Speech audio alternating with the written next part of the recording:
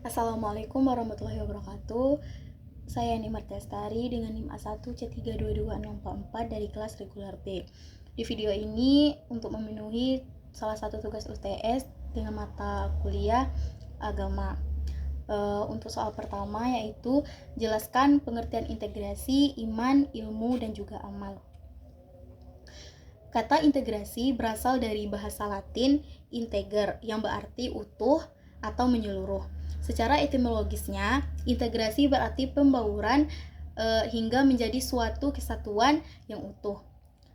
Sebagai contoh, integrasi bangsa adalah proses di mana penyatuan berbagai kelompok, sosial, budaya ke dalam satu kesatuan wilayah dalam rangka pembentukan suatu identitas nasional. Dalam pandangan Islam, antara agama, ilmu pengetahuan, teknologi, dan juga seni, terdapat hubungan yang harmonis dan dinamis, yang terintegrasi ke dalam suatu sistem yang disebut dengan Dinul Islam. Di dalamnya ada 3 unsur, yaitu akidah, syariah, dan juga akhlak. Dengan kata lain, iman, ilmu, dan amal soleh. Hakikat iman yang dibawa oleh Rasulullah SAW tegak berdiri di atas 3 pilar. Jika salah satu darinya roboh, maka iman pun akan tumbang. 3 pilar atau rukun itu adalah keyakinan dalam hati, pengucapan dengan lisan, dan juga melakukan dalam amal perbuatan. Lanjut untuk soal kedua, yaitu hubungan Islam dan budaya, serta mengapa Islam itu tertinggal dalam teknologi. Islam dan kebudayaan saling mempengaruhi satu sama lainnya. Hal ini dapat terjadi karena dalam keduanya terdapat unsur nilai dan simbol. Nah, di sini agama Islam merupakan simbol yang melambangkan nilai ketaatan kepada Tuhan. Di dalam kebudayaan juga mengandung nilai dan simbol supaya manusia dapat hidup di dalamnya. Dalam keagamaan, agama membutuhkan, dengan kata lain, agama membutuhkan kebudayaan. Dalam hal ini menunjukkan bahwa hubungan antara keduanya, yaitu agama dan juga Islam, yang sangat erat, akan tetapi keduanya memiliki perbedaan yang perlu untuk diperhatikan. Agama Islam adalah sesuatu yang final atau akhir, universal, abadi, dan tidak dapat berubah atau absolut. Sedangkan kebudayaan bersifat partikular, relatif, dan temporer. Agama tanpa kebudayaan dapat berdiri sendiri sebagai agama pribadi.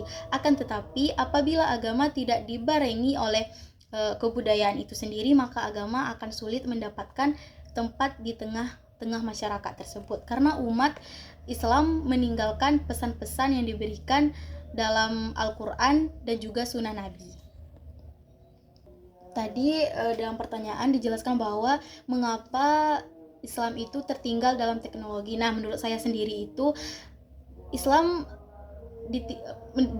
meninggal dalam teknologi itu karena beberapa hal. Yang pertama itu, salah satunya umat Islam itu meninggalkan pesan-pesan yang diberikan dalam Al-Quran dan juga Sunnah Nabi. Dan faktor lainnya itu adalah karena umat Islam itu terlibat dalam konflik internal. Dengan kata lain, umat Islam dihalangi oleh umat Islam yang lain.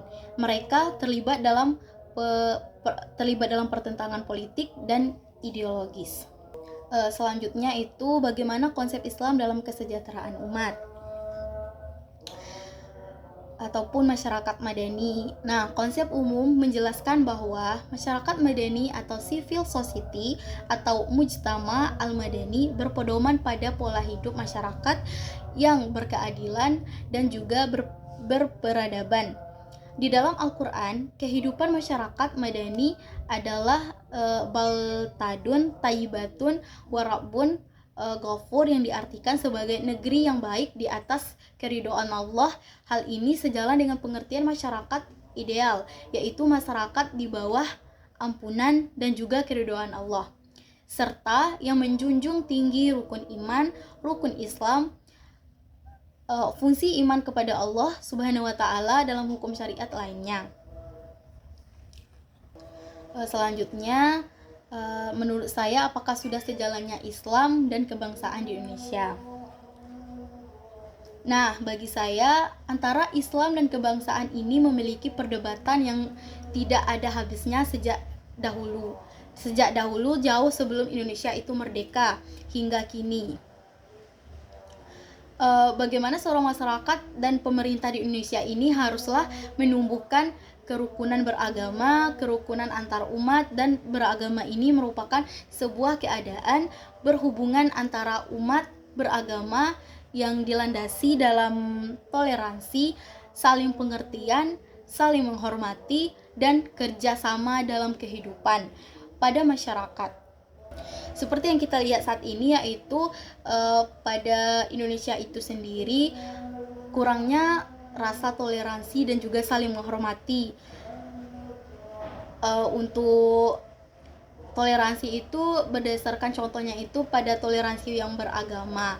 Kurangnya kesadaran masyarakat untuk saling menghargai agama satu dengan agama yang lainnya. Itulah mengapa saya mengatakan bahwa Islam ini belum seutuhnya berjalan dengan adanya kebangsaan tersebut.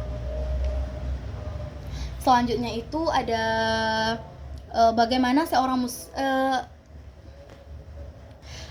pentingnya seorang muslim mempelajari agamanya.